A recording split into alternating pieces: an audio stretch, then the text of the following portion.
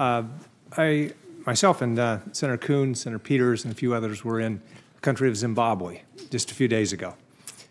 We met with opposition figures who had talked about, their goal is to be able to have access to state-run media in many African countries, many countries around the world, third world countries, small countries. The only traditional media is state-run. And we asked them how they get their message out, and it's through social media. Facebook provides a very valuable service in many countries for opposition leaders or others who simply don't have access, unless maybe just before an election, to traditional media. So that's very valuable, and I think we all recognize that.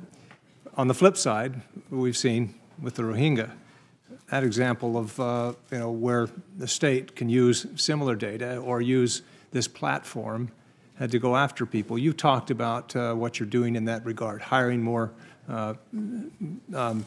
traditional or local language speakers. What else are you doing in that regard to ensure that these states don't, or these governments go after opposition figures or others? Senator, there are three main things that we're doing in Myanmar specifically, and that will apply to other situations like that. The first is hiring enough people to do local language support, because the definition of hate speech or things that can be racially coded to incite violence are very language specific, and we can't do that with just English speakers for people around the world, so we need to grow that.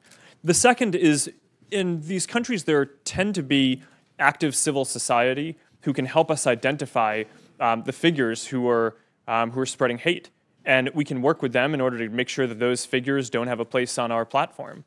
The third is that there are specific product changes that we can make in order to, that might be necessary in some countries but not others, including things around news literacy, right? And encouraging people in different countries about ramping up or down things that we might do around fact-checking of content, specific product-type things that we would want to implement in different places. But I think that that's something that we're going to have to do in a number of countries.